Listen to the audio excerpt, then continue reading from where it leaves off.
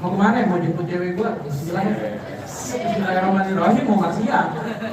Sekarang udah pada tahu hukumnya, kagak ada. Mau maksiat baca bismillah kagak ada. Udah pada tahu kan? Jangan digigit, bismillah. Coba nih sedikit aja nih. Enggak bakal mabuk tuh. Udah bismillah. Sekarang udah tahu hukumnya, enggak semua hal itu bisa kita lakukan dengan bismillahirrahmanirrahim. Ada 5 hukumnya: wajib, sunnah, mubah, makruh, sama haram. Nah, kemudian bismillahirrahmanirrahim. Alhamdulillah wassalamun ala ibadihilladzi nastafa. Segala puji bagi Allah.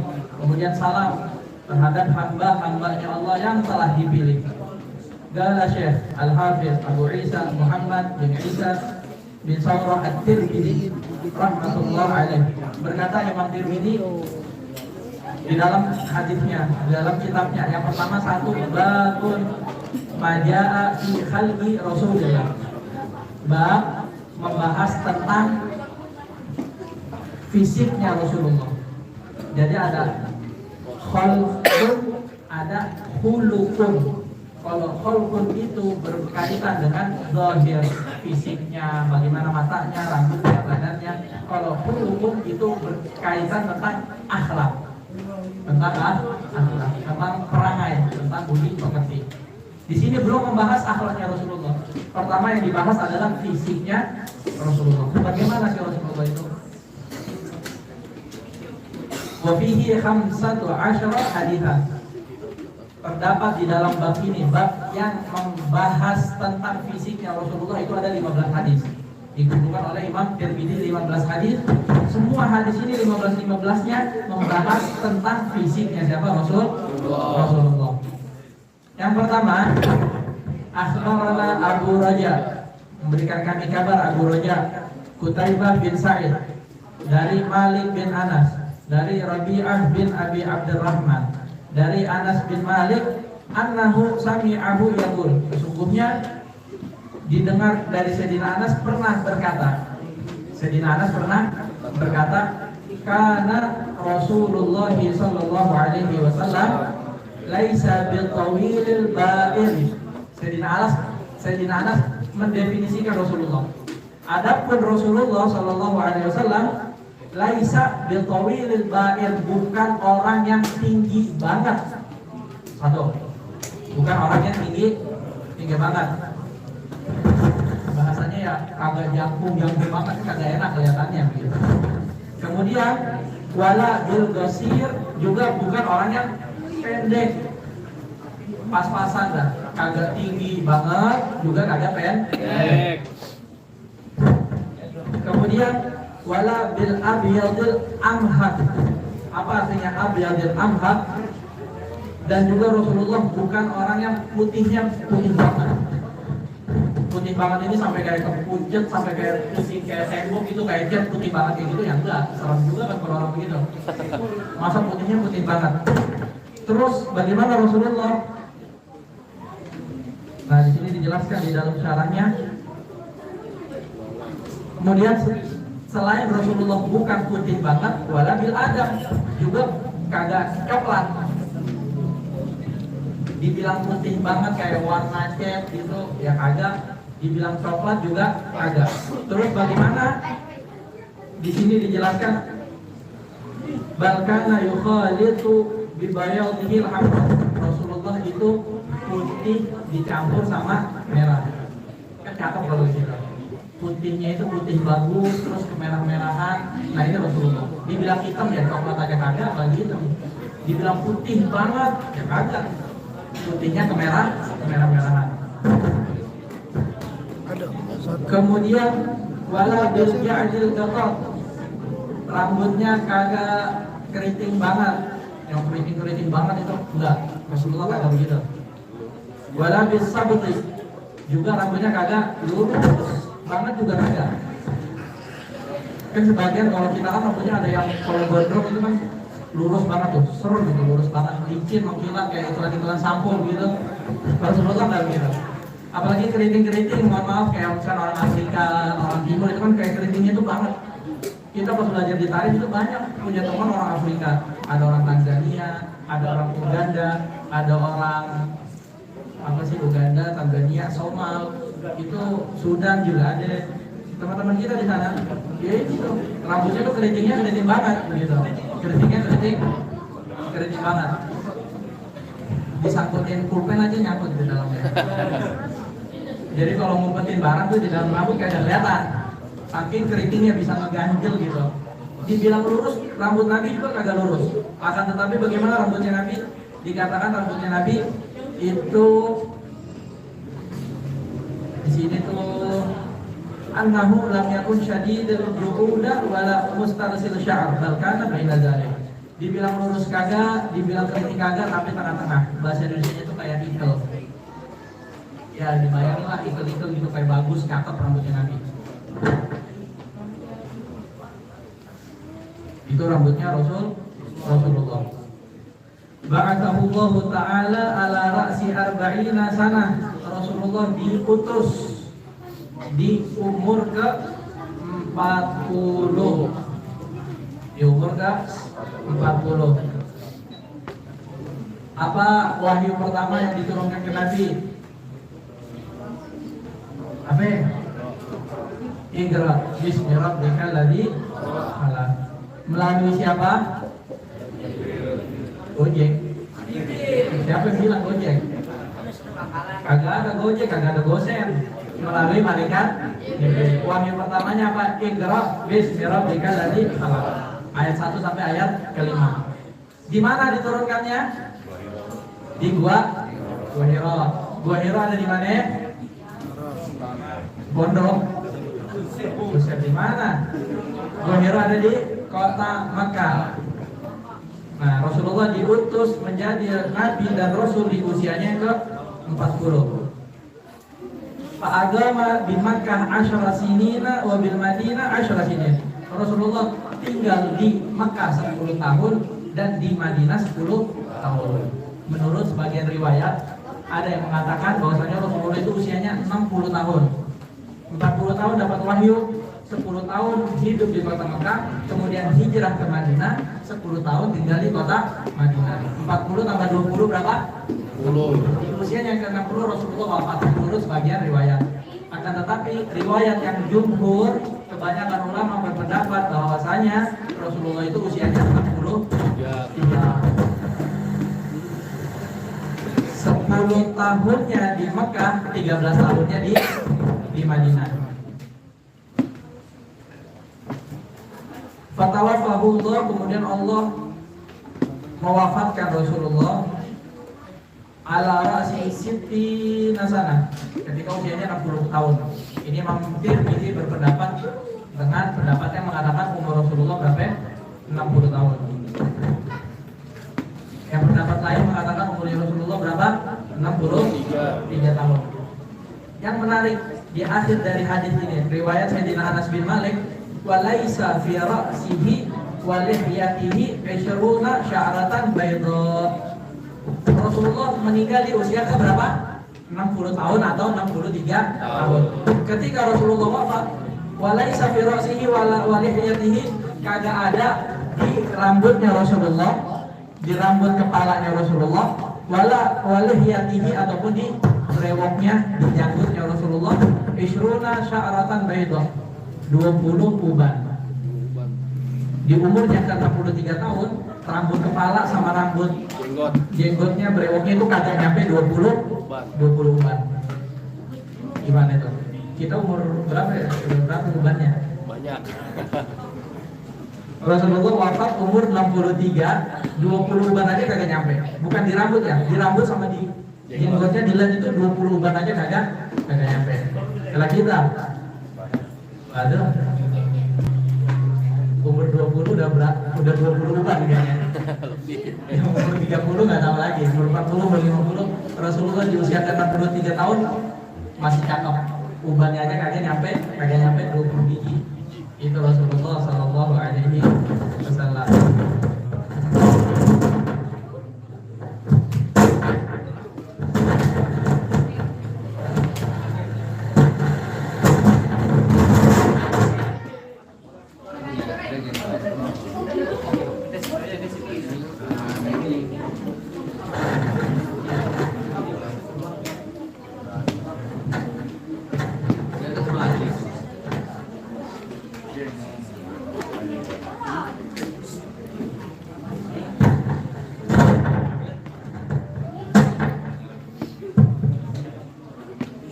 Kemudian hadis yang nomor 2. Jadi 15 hadisnya di dalam bab pertama ini semua terkait tentang fisiknya Rasulullah Shallallahu Alaihi Wasallam. Nomor 2, hadatsana Humaid bin Mas'adah al-Basri, memberikan kami hadis, mengabarkan kepada kami Humaid bin Mas'adah al-Basri.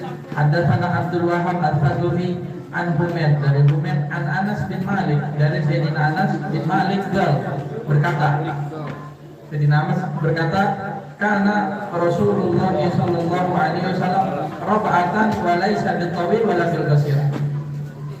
Rasulullah sallallahu alaihi wasallam itu rab'ah. Apa maknanya rab'ah? Fasarat hal jumlah allati ba'daha wa hiya annahu laysa bitawil wa la bil qasir. Rab'ah itu artinya sedang. Nah, penjelasannya setelahnya. Maknanya rab'ah itu wa laisa bitawil wa la bil qasir. Orangnya kagak tinggi banget, juga kagak pendek banget. Hasanal jismi, badannya apik, badannya bagus, badannya indah. Itu Rasulullah. Wa kana sya'ruhu laisa bi ja'din, rambutnya juga kagak keriting banget. Wala sabtin, juga kagak lurus banget. Asharal laun, juga kagak coklat. Rasulullah, ya tadi putih kemerahan. Idza masya yatakaffa, apabila Rasulullah berjalan, yatakaffa itu artinya tegak. Rasulullah kalau berjalan itu tegak. Maka nanti ada di hadis-hadis berikutnya menjelaskan Rasulullah kalau berjalan tegak. Apa maknanya tegak? Jalan Rasulullah itu dadanya ke depan, bidang, jalannya tegak. Di jalan yang datar itu badannya tegak, seakan-akan kalau kayak kita orang ini kalau jalannya turunan. Kebayang nggak? Kalau kita jalannya turunan kan pasti agak mundur kayak gini kan? Karena turunan. Nah, Rasulullah kagak berjalan di jalan turunan, tapi badannya tegak.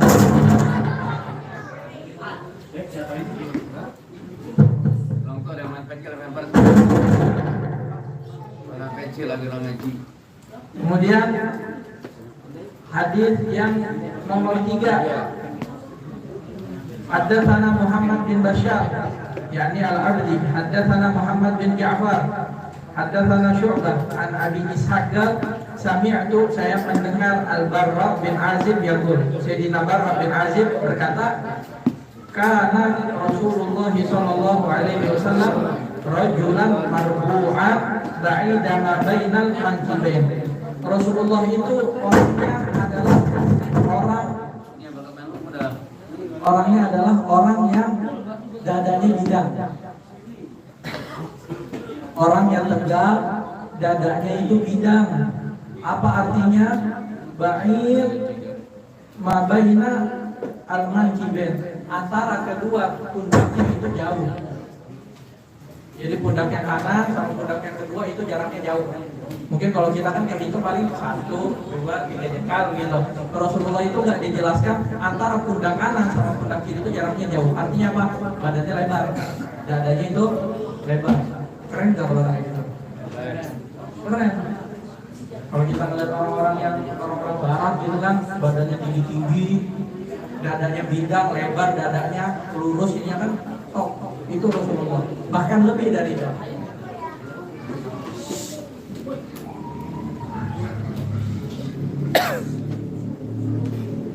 Azimal jumlah ila syahmati udunen. Rambutnya Rasulullah juga panjang. Bahkan dikatakan ini sampai ke syahmati udunen, sampai ke telinga. Ini apa namanya? Apa sih ini? Lemaknya telinga ya, apa namanya? Apa bahasa Indonesianya? Ya pokoknya gitulah. Panjang sampai ke telinganya Rasulullah. Dikatakan rambut Rasulullah yang udah agak ikel, lurus, agak keikel-ikelan, itu panjang sampai ke telinganya Rasulullah. Menurut riwayat yang ini. Alaihi hullatu hamra. Juga ketika Sayyidina Abi Ishaq meriwayatkan dari Barra, Sayyidina Barra itu, Sayyidina Barra mengatakan ketika melihat Rasulullah yang demikian, orang yang dadanya bidang, rambutnya panjang, itu alaihi hullatu hamra. Redaksi hadisnya saat itu adalah Rasulullah sedang mengenakan pakaian warna merah. sedang memakai kain warna merah. Kemudian Sayyidina Barra bin Azib mengatakan, "Ma ra'aitu syai'an ahsana minhu." Saya tidak pernah melihat sesuatu yang lebih indah dari Rasulullah. Bukannya orang yang lebih indah dari Rasulullah ya. Ketika melihat Rasulullah demikian, rambutnya panjang, dadanya bidang, pakai baju merah, itu kan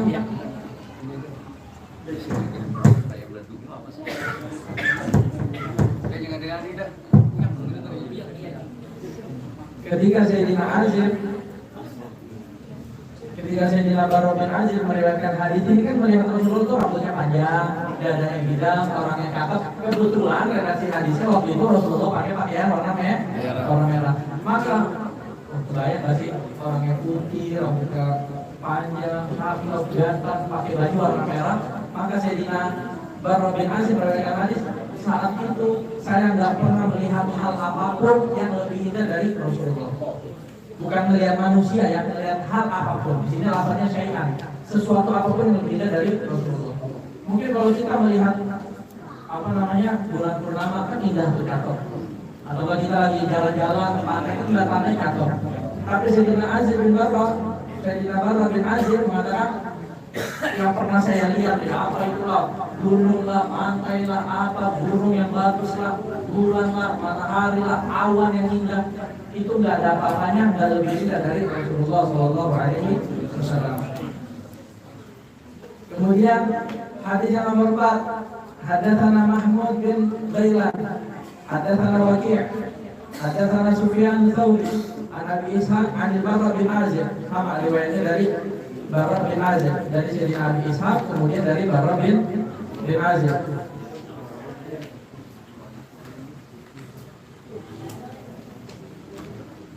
Ma ra'aitu min dilimmatin fi hullatin hamra ahsana min Rasulillah. Ini di syarahnya dijelaskan.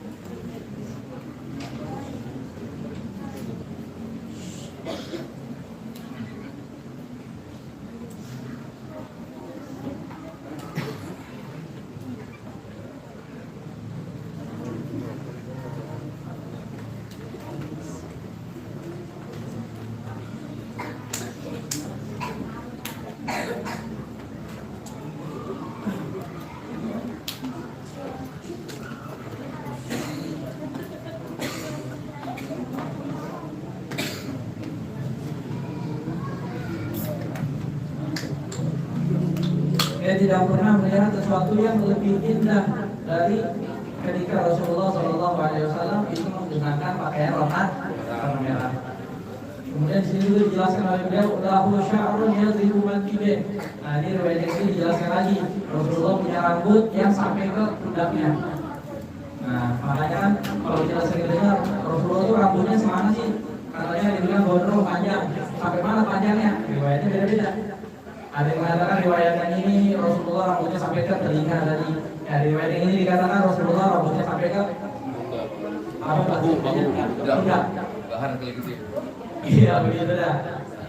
Pokoknya di situ dijelaskan bahwasanya lahu sya'run, Rasulullah memiliki rambut ya dribu mankibaih. Ya dribu itu artinya dorobaya dribu itu mengukur. Artinya aslinya dorobaya dribu itu dalam bahasa Arab, bahasa Indonesia adalah mengukur. Maksudnya di sini adalah masa Rasulullah punya rambut mengukur pundak, kan gak enak terjemahnya. Maka diterjemahinnya adalah Rasulullah memiliki rambut yang sampai ke pundaknya. Ba'idu ma bainal mankibain, sama juga dikatakan Rasulullah ini jauh antara kedua pundaknya kanan sama pundaknya kiri itu jaraknya jauh, menunjukkan bahwasanya Rasulullah dadanya itu tidak. Namanya kuri bil qasir.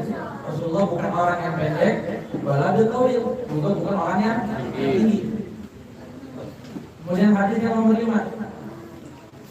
Hadatsana Muhammad bin Ismail, Hadatsana Abu Nu'aim, hadatsana Al-Mas'udi an Uthman bin Muslim bin Hurmuz, an Nafi' bin Jubair bin Mut'im, an Ali bin Abi Thalib radhiyallahu anhu qala, riwayatnya dari Sayyidina Ali.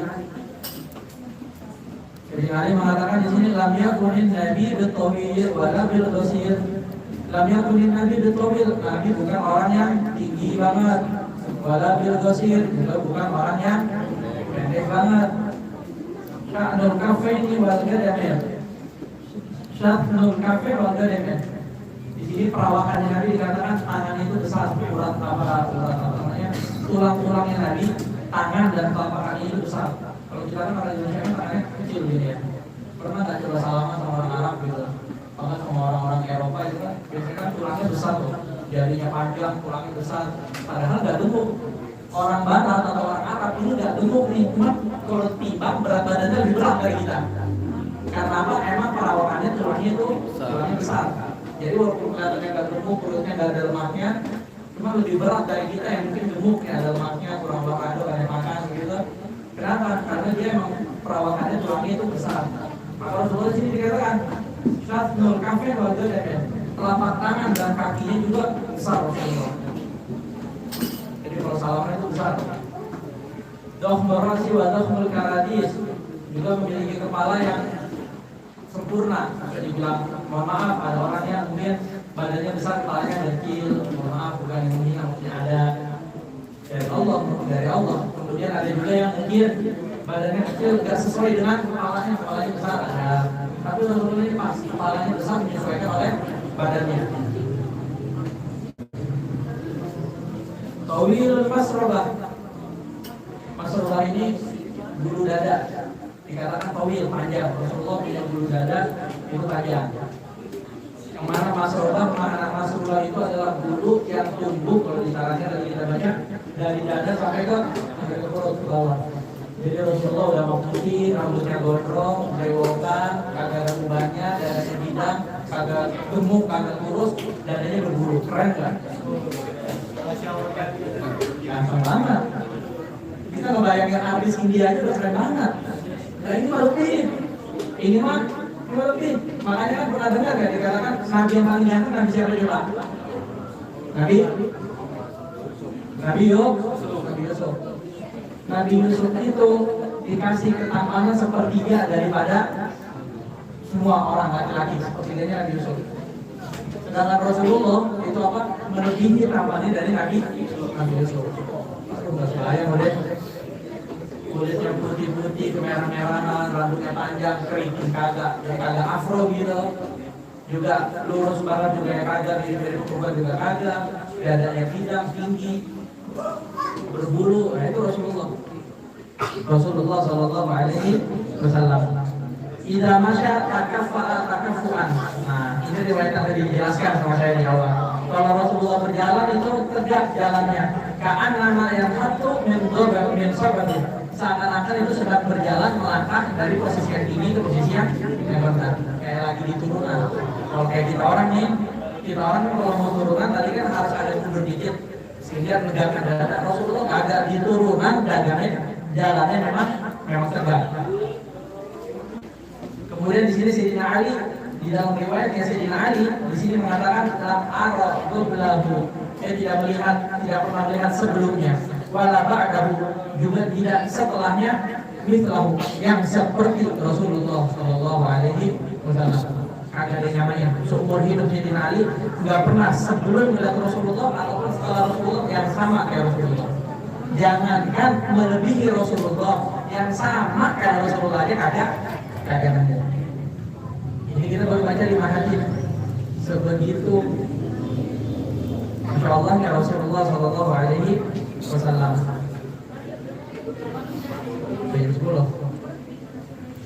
Jadi sedikit ini yang kita dengar tentang Rasulullah, bagaimana perawakannya semakin ke tengah, semakin ke akhir, semakin menarik, apalagi ketika membahas akhlaknya Rasulullah Shallallahu Alaihi Wasallam.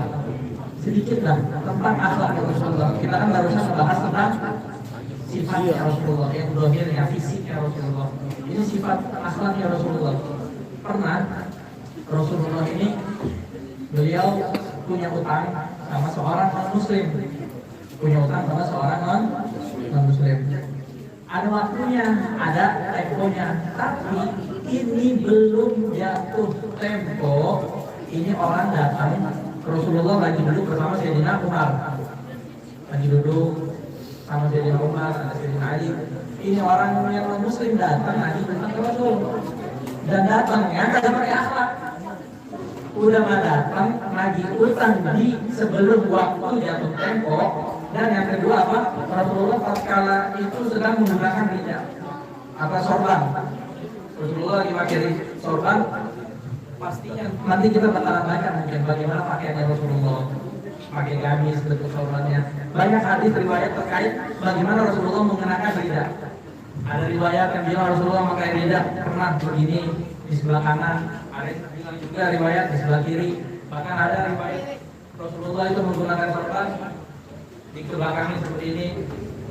Ada riwayat yang memakai sorban seperti ini. Nah, di kala sedang duduk bersama Sayyidina Umar, Rasulullah sedang duduk sedang mengenakan sorban seperti ini. Datang orang Yahudi, ditarik sorbannya, Rasulullah dicekek, mana utang lu? Datang orang non-muslim, maju sama Rasulullah langsung nyekek sorbannya. Rasulullah, ya Muhammad, bayar utang. Jatuh tempo belum? Belum. Datangnya langsung nyekek. Di situ ada Sayyidina Umar. Tahu gimana Sayyidina Umar? Kan Sayyidina Umar nih. Yang riwayat aja mengatakan, Rasulullah itu mengatakan di dalam satu riwayat bahwasanya inna syaitan la yafrik min dhilli Umar. Sesungguhnya setan itu kabur dari Sayyidina Umar. Salah. Kabur dari bayangannya Sayyidina Umar. Bayangannya aja takut kabur. Lanjutan hadisnya apa? Masalah ka Umar fajjan illa salah syaitan fajjan akhlak. Tidaklah Rasulullah tidaklah Sayyidina Umar melalui suatu jalan melainkan setan melalui jalan lainnya. Sayyidina Umar lagi lewat gang A misalkan. Setan tahu bisa ada Sayyidina Umar enggak berani kita. Akhirnya lewatnya gang B. Setelah kita setan senang digodain. Enak nih bocah nih. Godain aja. Makin banyak aman di neraka nanti. Kita begitu. Masalah sedikit dikompor-komporin setan, langsung ikut. Sayyidina Umar setan aja nggak jauh. Ngelihat bayangan aja takut. Ini orang non muslim datang lagi hutang yang belum jatuh tempo, terus pasti nyekek Rasulullah. Sayyidina Umar keluarin pedang. Ga'ani adrib unuk ya Rasulullah. Biarin saya penggal kepalanya. Apa kata Rasulullah? Jangan dibuka. Coba kalau kita lagi digituin, ada jawara sebelah kita, tampol deh, tampol. Kita lagi duduk sama jawara nih misalkan nih, abang-abangan kita nih misalkan ada datang macam-macam sama kita, aman, betul nggak? Aman. Kita diapa-apain? Siapin. Itu kalau kita gitu kan. Oh dia, Sayyidina Umar nih, setan aja takut. Penduduk Mekah semuanya takut sama Sayyidina Umar. Dari sebelum masuk Islam sampai masuk Islam, Sayyidina Umar adalah orang yang disegani, orang yang ditakutkan. Itu Sayyidina Umar. Udah mau menggal kepalanya, apa kata Rasulullah? Ini Rasulullah ya, bukan kita. Kalau kita bukan, kita bias. Kalau kita nih, biaskan guys. Kalau kita, ini kalau kita, kalau gila, gue lagi dicekek nih, utang belum jatuh tempo, apa-apaan gue lagi utang pakai nyekek gue. Mar, gas. Kalau kita kan begitu mungkin. Udah deh, disikat lah. Rasulullah yang mengatakan. Udah Sayyidina Umar, setegas-tegasnya Sayyidina Umar. Ditakutin bagaimanapun Sayyidina Umar. Kalau udah Rasulullah ngomong, bahasa Arab itu ala ra'si. Sami awal ta'ala. Marhaban. Iya Sayyidina Umar, Rasulullah nyuruh apa? Bukan nyuruh penggal, bukan nyuruh nampol. Nyuruh apa? Ya Umar ke gudang, ambil itu utang saya ke dia, dilipat gandakan 2 kali lipat, kasih ke dia. Kenapa akhlaknya Rasulullah Shallallahu Alaihi Wasallam. Jadi kalau misalkan hutangnya saat itu 1 juta, misalkan berapa kilo gandum gitu hutangnya 1 juta, jatuh tempo belum, ditagih dengan cara yang kurang baik, Rasulullah nyuruh ambil 2 juta kasih dari orang. Akhirnya apa? Diambil sama si luar 2 juta dikasih utangnya baik. Kalau nggak ada ragu udah penggal. Dikasih utangnya 1 juta dibayarnya berapa? 2 juta. Ada nggak kita yang begitu akhlaknya kayak Rasulullah? Ada nggak? Yang ada rentenir datang jadi berantem. Kalau kita yang utang, galakan yang utang. Kita mau nagih utang ke teman, galakan yang ditagih. Gitu. Nah ini Rasulullah udah ditagih utang, belum jatuh tempo dengan cara yang kurang baik, tapi bagaimana dibalas dengan akhlak yang mulia, pengertian yang berurus. Itu orang ini masuk Islam di tangan Rasulullah Sallallahu Alaihi Wasallam. Itulah Rasulullah. Itulah para sahabat menunjukkan akhlaknya. Jangan kalau kita kan sekarang kebanyakan kaum muslimin kita memiliki perangai yang kurang baik. Jadi apa-apa kalau enggak kan orang Islam begitu, orang muslim kayak gitu. Yang jelas bukan kitanya tapi tapi orang zaman dulu bagaimana sahabatnya Nabi, para tabiin, Rasulullah SAW dengan akhlaknya itu bisa memasukkan orang ke dalam agama Islam. Kemudian ada lagi riwayat dari Rasulullah menjenguk orang yang setiap hari menzalimi Rasulullah. Rasulullah setiap hari kalau mau jalan ke Mekah, ke Ka'bah, mau sholat, itu ketemu orang yang selalu mencaci maki, melempari air, melempari kotoran, dihina, dicaci, dimaki, dikata-katain. Ketika orang ini sakit, nah orang ini ketika disuruh untuk mencaci maki Rasulullah, itu ada yang nyuruh. Ini duitnya buat lo. Ada teman-temannya, itu kan berani katanya Rasulullah, dari maki Rasulullah. Jadi ada yang nyuruh. Ketika orang ini sakit, Rasulullah adalah orang yang pertama kali mengunjungi ketika sakit. Bahkan dia bilang apa? Teman-teman gua yang nyuruh gua caci maki Rasulullah aja kagak datang. Justru dicaci maki malah datang duluan. Ada yang begitu kita. Teman-temannya yang nyuruh, yang support caci maki Rasulullah. Pas sakit lama datangnya pada kagak datang. Justru si Rasulullah ini Nabi Muhammad yang dicaci maki, yang dihina, yang dikata-kata, yang dizalimi malah datang duluan. Coba kalau kita kesal sama orang nih, kita tidak sama orang nih, tetangga kita kan, saudara kita, orang jauh teman kita, pas sakit alhamdulillah udah cepat mati lah ya. Gitu. Kita geblok sama orang nih, kita kesel sama orang, dengar berita sakit. Semalaman nggak tidur tuh senyum-senyum sendiri. Alhamdulillah sakit, tahu rasa lo, syukurin lo. Sakitnya apa? Demam. Ya Allah supaya koma dah.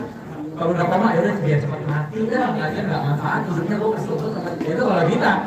Padahal cuma bikin keselnya sekali 2 kali aja orangnya. Tapi Rasulullah yang tiap hari rutin istiqomah dolimi Rasulullah pas sakit dikunjungi duluan. Teman-teman yang dulu malah kagak dikunjungin dia. Itu akhlaknya Rasulullah Sallallahu Alaihi Wasallam. Semoga kita yang mendengar akhlak Rasulullah bisa menirunya, bisa mengikuti Rasulullah. Karena orang yang paling dekat dengan Rasulullah di hari kiamat, aqrabukum minni manzilatan yaumil qiyamah ahasinukum akhlaqa. Nabi bilang dalam hadis, orang yang paling dekat dengan saya di hari kiamat adalah siapa? Orang yang akhlaknya paling baik. Akhlak baik barometernya siapa? Rasulullah. Begini bagus nggak sih? Lihat Rasulullah begini apa kagak? Kalau saya ngelakuin ini baik nggak sih? Lihat Rasulullah begini apa kagak? Kalau dilakukan Rasulullah, kalau dicontohkan Rasulullah berarti itu baik, maka kita ikutin. Dengan kita berakhlak dengan akhlaknya Rasulullah, maka kita berakhlak dengan akhlak yang baik. Kalau udah berakhlak dengan akhlak yang baik, maka apa yang Nabi bilang dalam hadis, orang yang akhlaknya baik adalah orang yang paling dekat dengan Nabi Muhammad. Semoga kita semua dijadikan orang-orang yang memiliki budi pekerti yang baik, dikaruniakan akhlak yang baik, mencontoh Rasulullah, dan semoga dekat bersama Rasulullah Sallallahu Alaihi Wasallam. Kita udah dengar tentang fisik Rasulullah, secuil daripada sifat fisiknya Rasulullah Sallallahu Alaihi Wasallam. Kita juga tadi dengarkan tentang akhlaknya Rasulullah Sallallahu Alaihi Wasallam, walaupun yang sedikit. Kemudian kita mau sama-sama baca. Sekaligus kita buka kitab Syama'il, sekaligus kita buka kitab Mukhtar al-Hadith. Mukhtar al-Hadith ini kitab tentang hadisnya Nabi Muhammad, itu disusun oleh guru kami Al-Habib Umar bin Muhammad bin Salim bin Habib. Hadis-hadis pendek, hadis-hadis kecil yang Habib Umar ambil dari kitab Sahih Bukhari, Sahih Muslim, diambil hadis-hadis yang penting Semua hadis penting. Cuma maksudnya yang cocok sama kita nih, hadis-hadis pendek kok cocok nih buat santri. Kalau susun itu hadis di dalam kitab Musnad al-Ahadits. Jadi kita dengarkan akhlaknya Nabi Muhammad, juga kita dengarkan sedikit daripada hadisnya Nabi Muhammad Sallallahu Alaihi Wasallam. Maka mulai kitabnya dengan Bismillahirrahmanirrahim. Pasti ketika mulai kitab menggunakan Bismillahirrahmanirrahim. Hadis nomor 1 An Abi Kabsyah al-Anmari annahu sami'a Rasulullah sallallahu alaihi wasallam yaqul, dari Abi Kabsyah al-Anmari sesungguhnya ia mendengar Rasulullah sallallahu alaihi wasallam berkata, bersabda,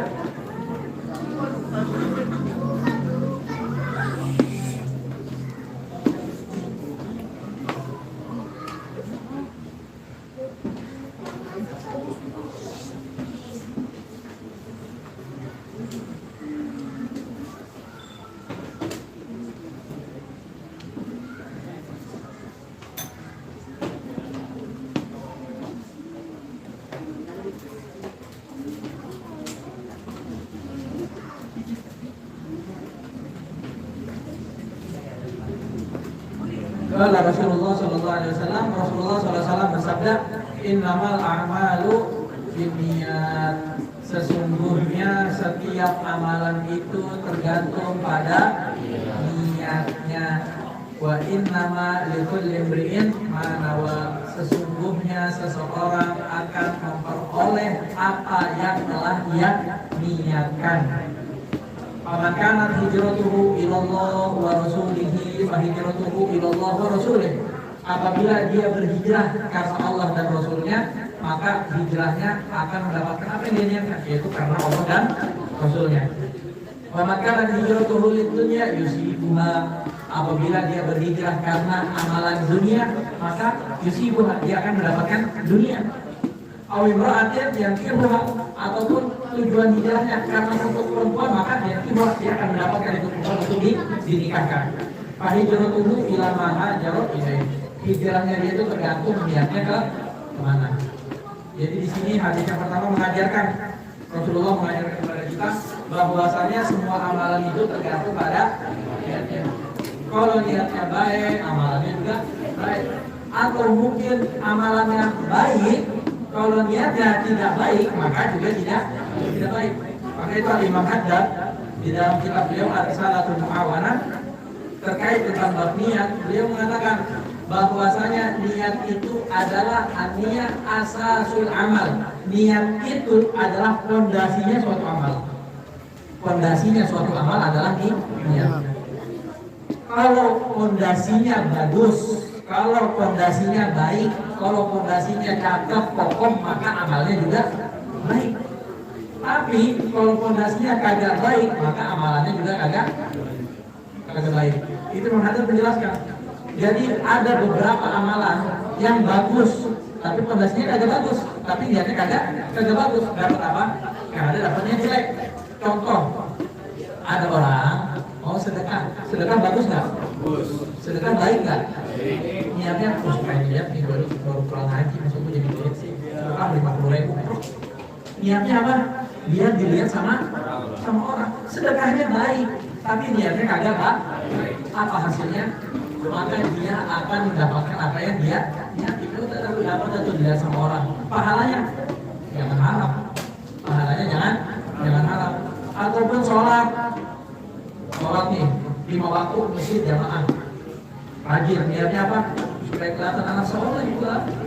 Supaya kelihatan jadi anak soleh. Sholat jamaah tiap hari 5 waktu, tujuannya lebih biar dilihat teman-temannya, biar dilihat tetangganya bahwasanya dia anak yang baik. Maka walaupun amalannya baik, kalau niatnya kagak baik, ya hasilnya juga tidak baik. Jadi apapun yang mau kita lakukan, niatkan niat yang baik. Amalan bahkan diajarkan juga amalan-amalan yang mubah sekalipun. Amalan yang mubah. Mubah itu ya tidak ada pahala, tidak ada dosa kalau dilakukan ataupun ditinggalkan. Itu bisa menjadi pahala.